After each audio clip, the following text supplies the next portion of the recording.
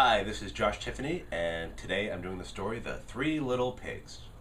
Once upon a time, there were three little pigs who were raised in a very happy, loving environment. Their mother cared for them, fed them, provided for them. Now, two of the little pigs loved to have fun. They would always shirk their duties, never do their chores, and just go running out to the fields to run and roll in the mud and have a great old time. While the third pig, he was the good one. He was the one who always stayed close to home, did all of his chores, helped his mother, prepared the food, and generally did everything he could to help out. Now the day finally came where the mother pig gathered all her little pigs around and said, "My sons, it is time for you to go out into this world and find your fortune." She gave them each a little bit of money to get started with and sent them on their way. All the pigs were happy, they were free, they were going to go out and start their lives. They all went down to the local town village. Two of the little pigs looked at the little pile of money in their hands and went, "Wow, I can have so much fun with this." They ran to the local store. The first little pig said, "I'm going to build my house of straw. Straw is really cheap, and that way I'll have a lot of money to go and have my fun." The second little pig said, "Twigs! Twigs are fantastic. Don't cost much money, leave me a lot left after that, and I can then go and have my money and have my fun."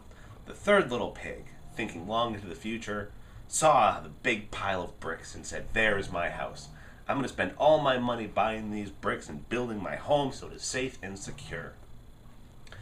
Time went on and each little pig built their own little house. But then, one day, the big bad wolf came to town. Now, I don't know if you know this, but big bad wolves absolutely love the taste of little pigs. It's the sweetest, most delicious meat. So the wolf, walking down the lane, saw a little pig playing in a field next to a little straw house. The pig looked over, saw the big bad wolf, and went running into his house as fast as he could. He slammed the door shut, got into a corner, and shook. Then he heard the knock. "Who is it?" the little pig asked, hoping very much it was just one of his brothers coming to play. "It's the big bad wolf. Open the door." Little pig, "I'm not opening this door. Go away, big bad wolf."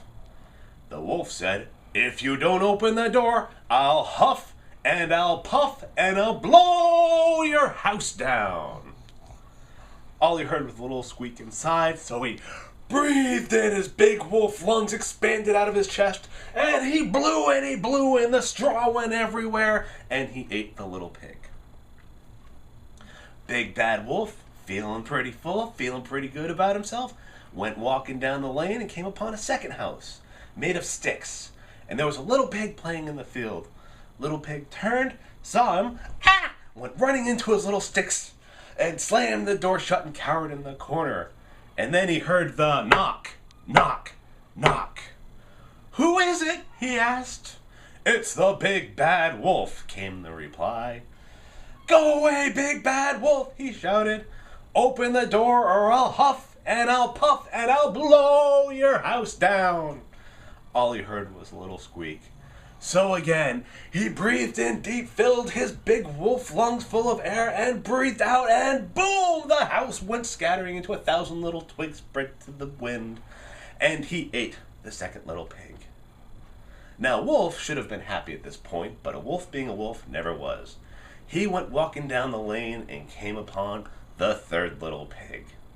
The third little pig went running into his house as soon as he saw the big bad wolf and slammed the door shut. He heard the knock, knock, knock.